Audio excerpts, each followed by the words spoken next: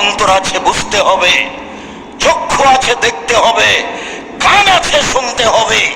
আল্লাহ তাদের পশু প্রাণী বললেন না, বললেন তারা কুকুর শ্রীগালের মতো, তারা গরু ছাগলের মতো। তার মানে কুকুর শ্রীগাল কোনোদিনই সুদ ছাড়তে পারবে না, ঘুষ বন্ধ করতে পারবে না, মানুষই পারে। তাই মানুষ পশু প্রাণী নয়, পশু প্রাণীর মতো, বরং তারা তার চেয়ে খারাপ।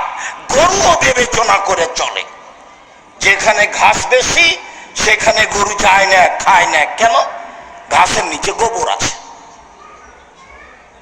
তাও ঘাস খাবে না। পশু প্রাণীর বিবেচনা আছে। পশু রাতে রাস্তার এই দিক থেকে দৌড়িয়ে ওই দিকে চলে গেল, রাস্তা দিয়ে গাড়ি যাচ্ছে, দৌড়িয়ে গেল, আটকা পড়তে পারে, তাহলে তার বিবেচনা আছে, তার হুঁশ বুদ্ধি আছে।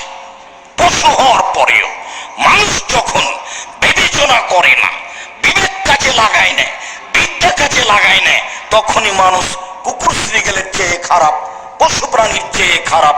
বুঝেও বুঝে না ওরা, অন্তর আছে বুঝে না, দেখেও দেখে না ওরা, চক্ষু আছে দেখে না, শুনেও শুনে না ওরা, কান আছে শুনে না।